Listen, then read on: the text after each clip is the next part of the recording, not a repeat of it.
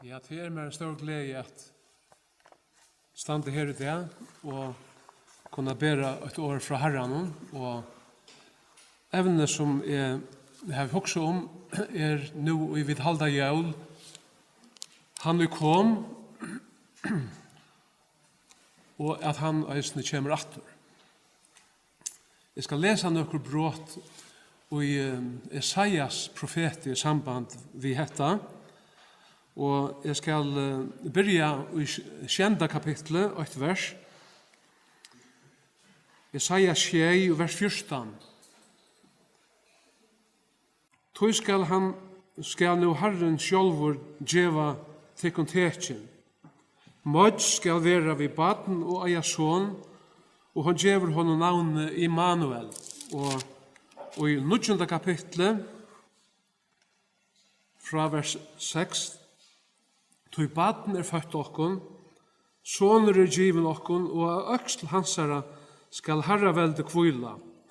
Han øyder underfotler, rådgjevare, veldig god, evig feir, friar høvdingen. Størst vil herradøme, enda leiser frieren iver hasete Davids og iver rujge hansara. Og så skal jeg lese noen få vers i 11. kapitlet, fra 1. verset. Men kvistor skal spretta av runne uisais, og grøyn veksa opp av rauton hansara. Og av honom skal kvila ande harrans, ande vurstams og vids, ande ras og styrke, ande kunnskapar og øtta harrans. Så sier han skal vi rattvise døma teg, og løyde hava tuja, og vi rattfer skifta ratt, for inn i eimjuk og av gjørene. Han skal slå av gjørene vi karle monsøns og drepe en godlesa, vi anda varra hansara. Ta skal ulveren byggva saman vi lampen, og leoparderen ligga tja gøyda lampen, kolveren, ung leivan og fideneitene skulle genga saman, og smadronkeren skal reka teg. Jeg skal ikke lese mer her, men i øren kapitlet noen få vers. Her leser vi fra øren verset, og i øren kapitlet. Så skal være av sørste døven av fjallet og i husherrens stender og han skal være grunnfest av fjallatintene og høgt iver ødlun hattum. Her skulle ødl folkene streyma, ja, mong folkaslu skulle færa av sted og sia, komme, let okkom færa nian av fjall herrans til hus Jakobs Guds, så han kan lære okkom løyer synar, og vi kunne genga Gøtun hansara. Så sier han i 4. verset, og han skal døma mittlen tjauernar, skifta ratt mittlen mong folkaslu, svør synar skulle tar smuja til plaugjøten og spjautsøyne til vingarsknøyvar. Folk skal ikke langer lytta svør mot folket, og tar skulle ikke langer læra seg herna. Så gjerne i Esaias 3, hese kjente versene, og i Esaias 3, bare fra 1. verset.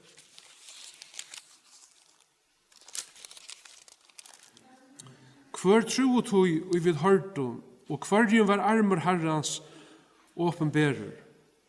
Han rann opp som veikplanta fyrir asjan hansara, som raud skått ur torrare gjør. Han var ikkje fævur og hei onga dord. Vi sjau han, men han så ikkje så ut at vi kunne hava tokka til hansara. Jeg hadde skal ikke lese mer her, men og i kapittel 35, her sier Esaias såleis, og i kapittel 35 og vers 16. Tog skape nutjar himlar og nutjar jør, og hitt fyrra skal ikkje vera minst, ongon skal aftur koma til ui ho. Og i seneste kapittelet tja profeten, kapittel 36 og vers 22 sier han, Tog eins og hin nutje himmelen og hin nutja jøren og i skapet vera verande fyrir asjon tøyne til evjar tøye fyrir asjon tøyne, sier Herren, så skal eisen i avkom og navn tikkara vera verande til evjar tøyer. Isaias ver kallar fyrir evangelisteren og mittlen profetarnar.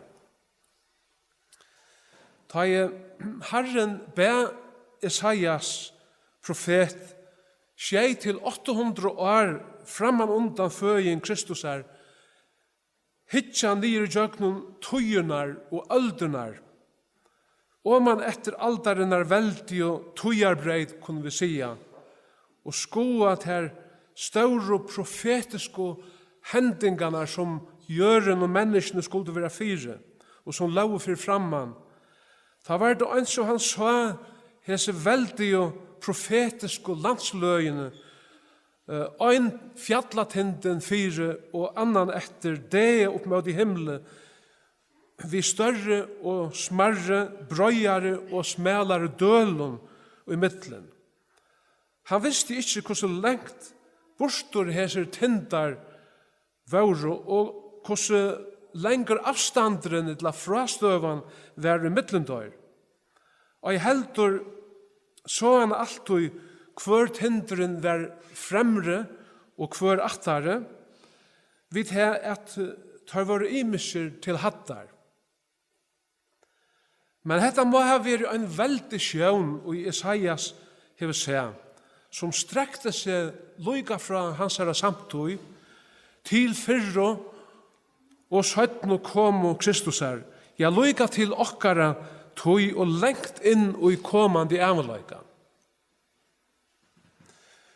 Og i hesum bråtene som vi lauso, ser Isaias fyrir seg fyrst fjallatinden føying Jesus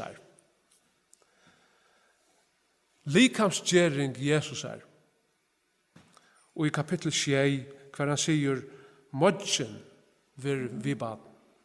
Og så kallar han badne for Immanuel. Og i 9. kapitlet som vi lauso, badn født okkon, sonur given okkon.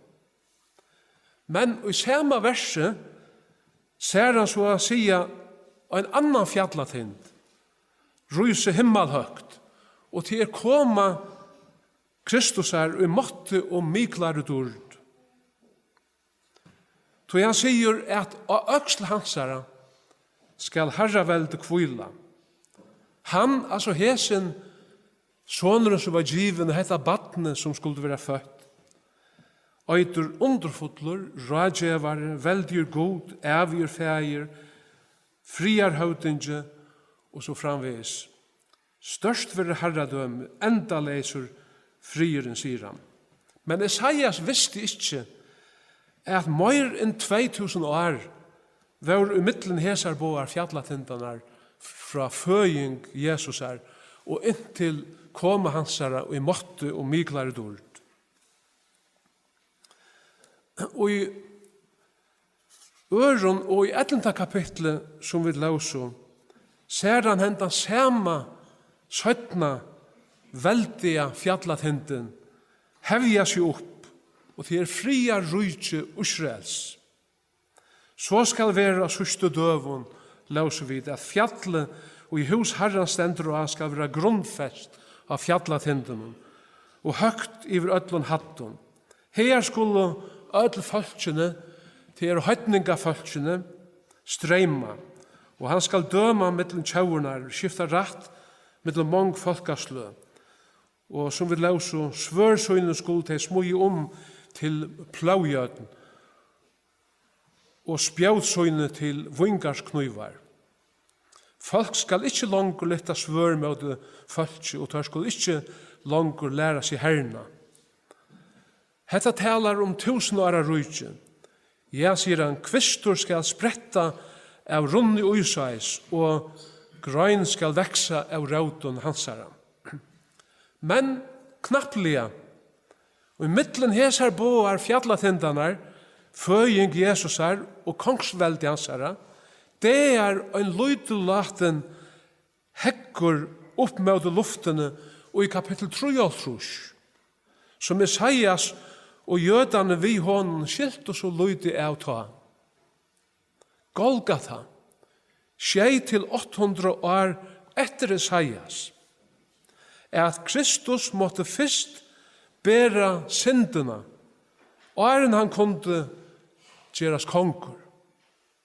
Og vi synger nian og hedgen Golgata mot Jack Herren Jesus, fød fyrir fød.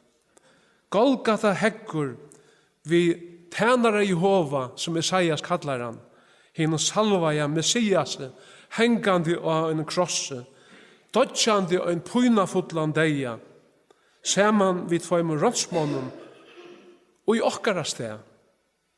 Ta det som det brester fram ur Isaias. Hver tro tog vid hørdu, hverjum var armer Herrans åpenberer. Han rann opp som veik planta, for asjan hansara som rådskått ur torrare gjør. Han var ikke fæver og hei onga dörd, vid sjå han, men han så ikke så ut at vid kunde hava tokka til hansara. Vannvirdur var han, folk vendte seg fra honom, mævur fotler av pøynon og kunne jo vi sjuko. Folk vendte seg fra honom, mævur fotler av pøynon og kunne jo vi sjuko. Han var som øyn og folk fjeller anlite fire, vannvirdur vid rokna av han for åndsje.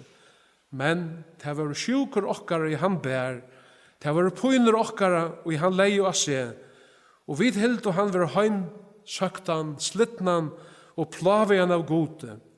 Men han var særdur fyrir brot okkara, såraver fyrir miskjer okkara, straffen var lagt av han, så vid skulle hava fri, og vi svaren hansara vid grødd.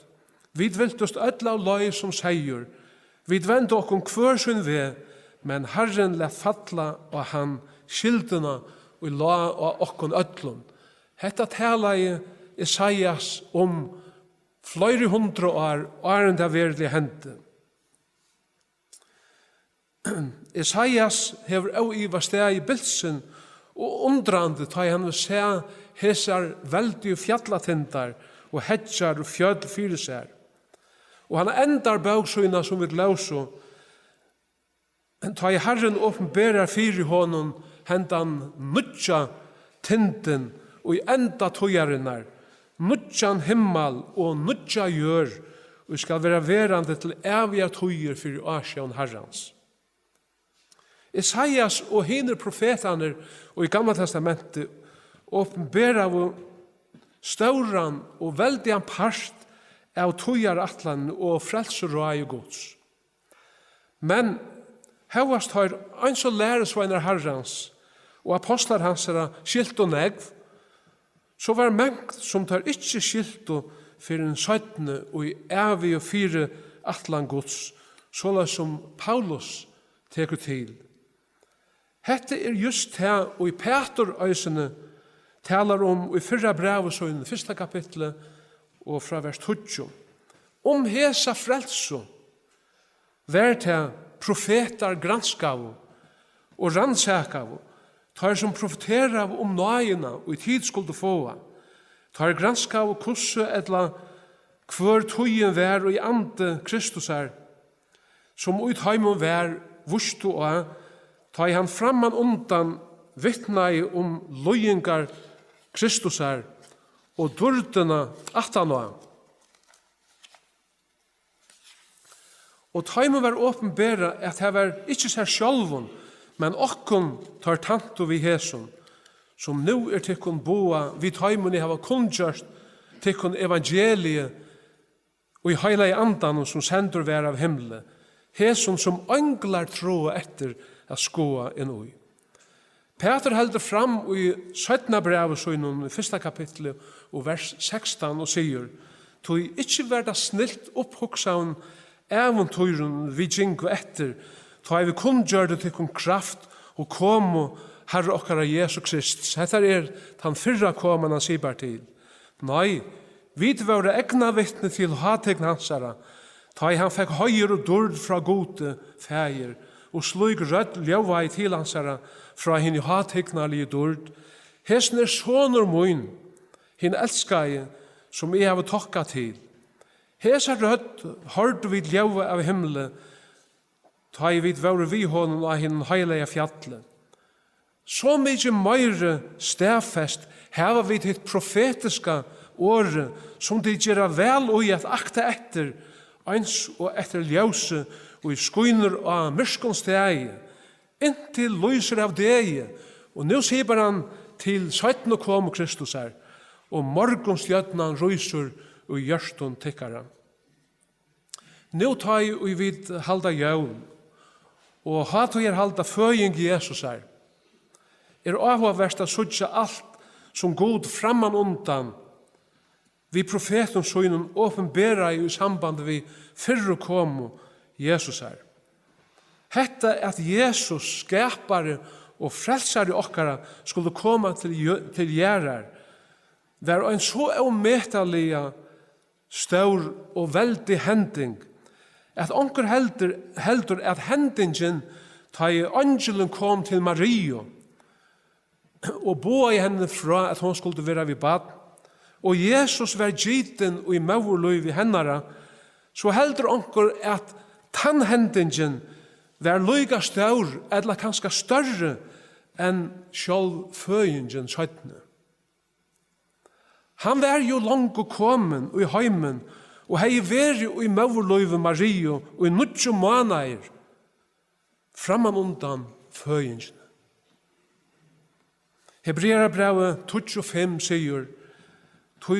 sier han eisene, ta i han kemur i heimen, og han kom i heimen vi gidingene og vi føyingene. Slater offer og mæt offer vilde til ikke heva, men likam gjørde til mer til. Sjálvandi bæg i gidingen og føyingen lyka staurar hendingar, og kunne ikke skiljast hver fra ærare. Men hetta en avhverder tanke. Profetene boa og framman undan fra at han skulle være av 8 Israels, av 20 Israels, av 8 Juda, av rådskåte Davids, av huset Davids, ur landøsjen Efrata, ur byen Betlehem, føast av Modj, vera vrekaver av sin egno, vera vannvirtur og løyte mettur, seldur for 30 silverpeningar, ognarleisur, deia dømtur, krossfestur, røys opp aftur 3 dagen, færa aftur til himmels, koma aftur av samme hatt som han fær, døma heimen og futjendarsøynar, ståna fria røys sutt av gjør i 1000 år, skapa nudjan himmel og nudja jør, og søgnast stjøtna til nudja Jerusalem og til nudja jørene og i allar æver. Gjeng og profetårene og i samband vi fyrre kom og Kristus er ut søvelige og bøkstavelige, som de eisene gjørte. Så færa sannelig eisene profetårene og i samband vi 17 kom og hansara at genge ut søvelige og bøkstavelige. Men så kommer vi til samkom og Kristus her. Og det en fjallatindur som først ikke Isaias, eller nekar profeter og i Gamla testamentet fikk eie av. Og det var sannløgjen om samkom og Kristus her og bortrykkensna. Hesen tindur kommer ikke til skjøndar for en 18 av Golgata, og åren kom og menneskesånarens og i måtte og myklare dord. Hetta den sæla vøvn samkomnar, ta i vid skulle saunast til hansara. Og i to store oppreisende kapitlen, 4 Korintbrevet 15, sier Paulus i vers 1 og 2. Jeg sier til kun løgndarmål, og legg merke til at det året, løgndarmål. Vi skulle ikke ødel sauna, men vi skulle ødel ombrøydast. Og til i øyne nu, og i øyne egna bragte, vi hins høynasta luren skal leva, og henne deg skulle ryse opp overforgangelig, og vi skulle ombrøydast. Bortrykkingen Og samkomma Kristus var et løndarmål og i Gamla testament. Men koma menneskesonarens, vi måtte og miklare dord, var ikkje nekka løndarmål. Alle jødar som kjente til hebraiske skrifterna hesa store hending, visste hva Daniel til dømes sier i 7. kapittel vers 13. Han sier såleis, framvis fikk jeg og i nottar sjøvnum munnen jeg sutja hvordan øyn som lyktest menneska sine koma og i skudjon himmelsins. Han far iver til hin og gammal vær og var løyter fram fyrir han. Og honom var givet vald, høyur og rujtje. Alla tjauver og atter og öll tungumal skulle tjene honom. Vald hansara evet vald, som aldri gong til grundar, og rujtje hansara rujtje som ikkje ver lagt i øye. Tøtningar mykje a leggja merke til månen i middelen Israel som tjau og samkom og gods. Og i Rombraunen, Efesebraunen og Kolossebraunen og eisen i fyrra grunnbrev 15 som vi lauso, talar Paulus hetta løndarmålet. Vi vujande samkom Kristus og borstu ritsingene. Han sier i Rombraunen 16, honon og i mentor a styrkja tykkun etter evangelium muinun og prætikun Jesus Kristus etter åpenbering løndardamsens. Og ifra evigen tøyen hever det takt men som nu kommet til fyrir ljøse, og vi profetiskon skriftun, til Nødja testamentet, etter bøye hins evige gods, kundgjørdur fyrir öllun høydningunum, til a virka truarlutne, honom hinnen øyna vysa gode, ver durden vi Jesus Kristi og i aldur og allar ever. Og i Efesbraunen 3 sier han fra vers 2, tid annars hava hørt hushalde, vi tar nøye gods og mer i given til tikkara, at vi åpenbering vær løndarmåle mer kundgjørst, såleis som framan undan stått hava skriva. Jeg tog kom til lesa til, skilja kunnskap mun løndarmål Kristus som i farnon attarlion ikkje vær menneskabøtten og kundgjørst. Såleis som til nu vi andan åpenbæra høylo apostlon og profeten hansara, at høytningarne vi og arvingar, høyra vi til likamme, og eia parst vi og i lyftunon, og i Kristi Jesus vi evangelion. Tænare tess i våren, etter tar nøye gav gods som mer i given, vi veldiga måtti hansara. Mer som allra minst hev jeg tøye av ötlun høyloven, var henda nøye given a kundgjera høytningun evangeliet auran særskilja rygdom Kristus og opplysa öll hvordan hushalde vi løndarmalen og ifra evigen tøyen hever fjalt og gode som alt hever skapt, fyrir at markfalde vursdommer gods nu vi samkomne skulle være kundgjørdur tikknun og valdunun i himle. Hetta evige fyrir atlan gods som han fullførde i Kristi Jesus, Herre okkara. Og søgnast, og i Kolossebraunen 8, sier han fra vers 25, tog tænare hennara samkomnar i våren etter tog hushalde gods som mer givet tikkara mittlen til fullnar at kundgjera årgods, løndarmåle som hever dult fra opphav i allra toja og atta, men nu vår åpenbæra hinnom høylo og hansara. Tog taimon vil det god kundgjera hvordan rukt og dår til med den høytningarna, hetta løndarmål som Kristus uitekkun vevn durdarinnar. Hetta tan sæla vevnen som Paulus talar så nekv bei i 4 og 17 Thessalonikerbrevet. Og han sier til dømes i 1. kapitlet, tog hei kundgjera sjálv hvordan vi fingo inngang til tikkun, og hvordan tid vendu tikkun til god fra avgoden, at tæna hinnom livande og sanna gode, og vanta sån hansara av himlunum, som han røste opp fra henne deg, Jesus, som frelser okkom fra vrøyene og kjemur. Og så gjerne leser vi til kjent og ørendene i 4. kapitlet. Men vi vil ikke brøver at de skulle være avvidende om hvordan vi tøymene sauna for at de skulle ikke syrja som hinne i ånga vevnøya. Tog så satt som vi trykva at Jesus døye og reis opp aftur, så skal god eisene vi Jesus leia til som sauna fram saman vi honom. Tog hetta sier vi tykkun vi åri herrans, at vi då i liva som vi etter til komo herrans, skulle alls ikke komme undan tøymon og i sauna Herren skal sjálvur koma nir av himle, vi veldes råpe, vi rødt iver åndes og lure gods. Og de som deg i Kristus skulle fyrst røyse opp, så gjerne skulle vi i liva som etter være rikt borster i skudjon, saman vid tøymen at møta herran i luftene, og så skulle vi alltid være saman vid herran. Trøste tak for annan vi hæson åren. De tryggvande i Thessalonika hadde nekvar spurningar a spyrja Paulus, som hei grøtt ham fra hendan sannløygan i Kristus medan han var i middelendara. Tøy det at han skriver til dara og sverar hesson spurningun.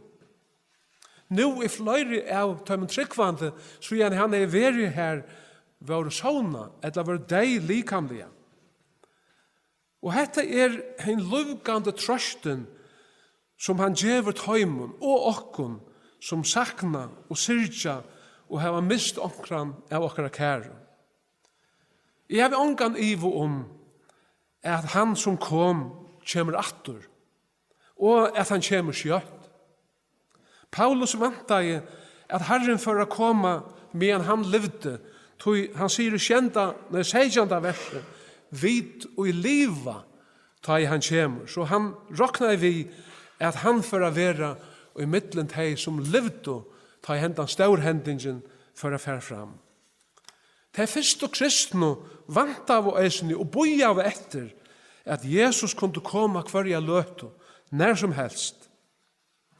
Hetta skilja vi til dømes av tog som Johannes sier og i fyrsta brev i kapittel 2 vers 28. Han sier, og nå, bøtten mine, verande i honom, så vi ta han åpenberast, kunne hava dirve, og ikke være til skammar fyrir honom, og i kom og hansara. Av fromvalen stender ikke ta i han kjemur, men det stender han kjemur, skuldi han åpenberast. Ongen iver at han føra koma og åpenberast, men skuldi han komme skjøtare enn til rokna vi, så må de sutja til at liva ui honom, så han ikke kommer avvarst, og vid vera til skammar ui kom og hansara. Og det samme skilja av det øysene i 3. kapitlet i samme brevet, vers 3. Tid elskar og sier han, nu vi bøtten Guds, og ikke åpenbære enn hva vi skulle være. Vi vita at ta han åpenbærast, skulle vi være honom loik, og vi skulle sutja han som han Hvert han i hever hessa vevn til hans herra, reinsar seg sjálvan, eins og han røyner. Men av fromvalen stender ikke ta i han kjemur, men skuldi han kom, eller han kjemur. Det var ingen ivi at han for å komme, men skuldi han komme nu brottelig, så skulle vi alltid i øynene være honom loik og sutja han som han Tui innerlig avhøydan Johannes til okkara at vi halda okkon røyn og vekjen skuldi han brottelig komme i det. Avmenning hansara hentan hvert han og i hever hesa vevn til hansara reinsar seg sjálvan la jottar alla vitande synd og leter seg heila gjerra. Eins og han, altså Kristus, sjálfur røyner. Mång tryggvande i det liva bæra og i forstøyene, Det ikke kommet langer. Annor bæra i nutøyene, og oppfatter annor bæra i framtøyene. De som bæra livet i framtøyene, hava stauran ahova i endatøyene, kommande hendingen, støvene og i mi-estre, 244.000 i åpenberingene, 6 og 14, tog staure trangtene, antikristuset og øren. Men det meiri av forvitenskapet. Og sjálv koma Kristus her, hever ånga avvirskan og at være andalige liv og samfella vi Herren og i det.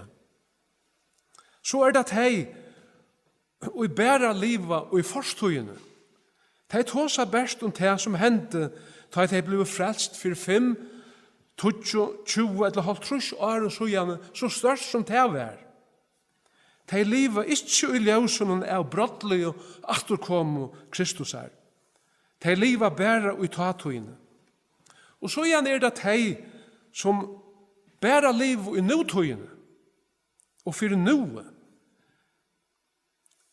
de har sånn jeg å være og i den og i det av arbeid og omsorgen for hesson heime og hesson løyve, at de har glemt forstøyene da de var frelst, og har glemt framtøyene at han som kom kemur aftur, og har de varna snakka.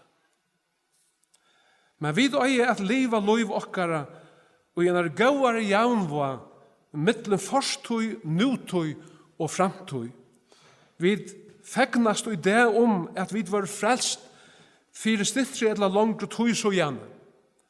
Og framtøy vevnen koma Herrans. Når det skal være, øyer et avvirska løyv og gjerans det okkara og i det. Læran afturkomme Kristus her ikke sett fram i skriftene som torrer læresetningar og kaldar troarjottaner punkt for punkt. Men flatta saman vi praktiskon avmenningon, avhøydanon, trøst og lyfton som at avvirka ætfer, hugbor og dagliga og personliga liv okkara, samkomliv okkara, vittnesbor okkara ute mittel manna og i det. Lad meg teka nokkur dømer ur Nýja testamentet.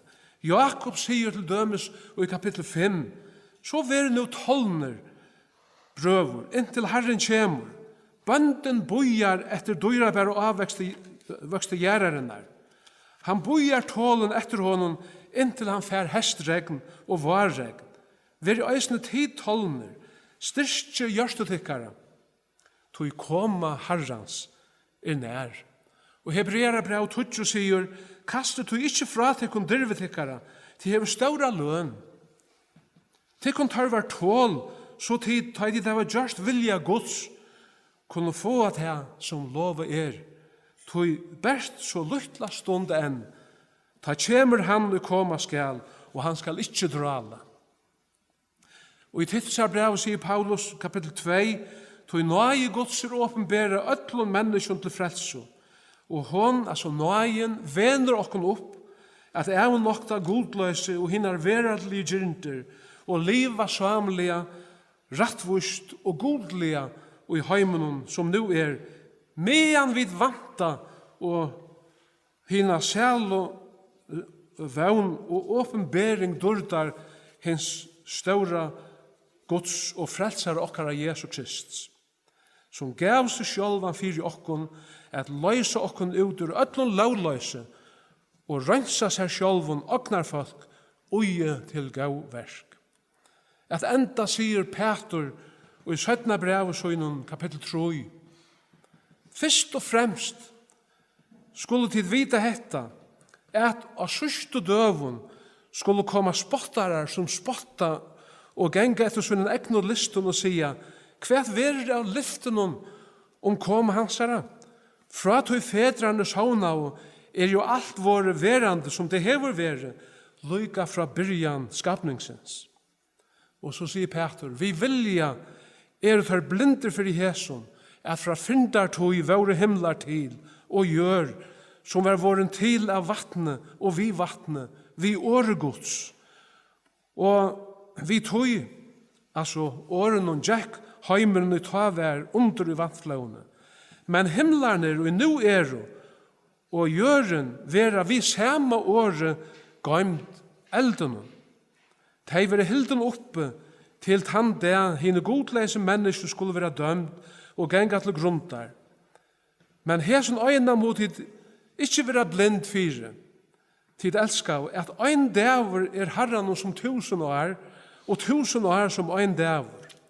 Herren ikke sannfører vi lyften. Det var som i halda det var sannfører. Nei, han lengt mauer for tikkara skuld. For han vil ikke at nekar skal fortepast, men at ødel skulle komme til omvending. Men dæver herran skal komme som tjauer. Ta skulle himlarne forgenga og i høren dona, frumevnene løysa sundur i brennande hita, og gjøren og alt i hender og brenne opp. Ta og i vid nu, alt hetta løysa sundur. Hvordan øya tid ta ikke at stevna etter heiligere æfer og godsøtta, medan vid vanta og skunda underkom godsdags, som skal gjøre at himlarne løysa sundur og i elde og frumevnene brana av brennande hita. Men vid vanta etter lyfti hansara nudjar himlar og nudjar gjør her rattvise boir. Ta i tid nu elska av mine, vanta hetta, så legger tykkun øyna vi at finnast luidaleis og avlastande fyrir honom i frie og rokne lengme av herra okkara fyrir frels. Her søgja vi hvordan herrans afturkoma flatta saman vi praktiskun anmenningum vi vujandi okkara dagliga luive som godsbøn. Hvor løta verð ikkje ta i herren kjemur, a møte honom i luftene. Men let jo okkon vetja og bia, og alt du vera til røyar, så han ikkje kjemur av okkon óvart, og vi standa til skammar, og koma hansar. Ikkje til at vi ikkje vera frelst, men at vi onga løn få kanska. Ja, han som kom, han kjemur aftur. Jeg minnes det at jeg les en hending som en herrans tjenere grøy fra. Han sier til lortdeg og hugde i Sjónvarpet, og det var en sending som kallades This is your life, eller hetta livtøy, som snur seg om en person, det var en vanlig rød som ofta var hilden. Og hesa fyrir var det snudde seg om en gamla kone. Hon åtte 12 bøtten, og hon visste ikke av nøkron sjálv, men tar som gjørdes hendelsene, hadde kanna alt dette vi bøtten hennara, finnes jeg vita om hennara loiv som baden i oppvøkstrun, og loiga til nå, hon var en gommel kona og ønska. Og det sa du her, og jeg staurar i høll, og spikaren han var oppi av paddelen, vi mikrofonene, og grøyde fra at den imiska. En gamla kona sier at her hon gruna i ønske. Så får han til ein og til annan og spurte omkring spurningar. Og så kom han nyer til hennara og spurte henne omkring spurningar. Og hon var sindri ytla vi og røyndi a sværa. Og så sier han vi henne, vil den ikke takk under armen av meg og komme opp av paddelen?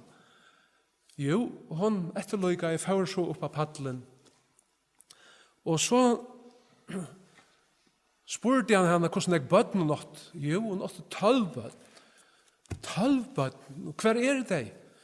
Jeg sier en bor i Australia, en bor i Alaska, en bor i Sur-Amerika, og en bor i Europa, en bor i India, og det var spjatt om atlan heimen.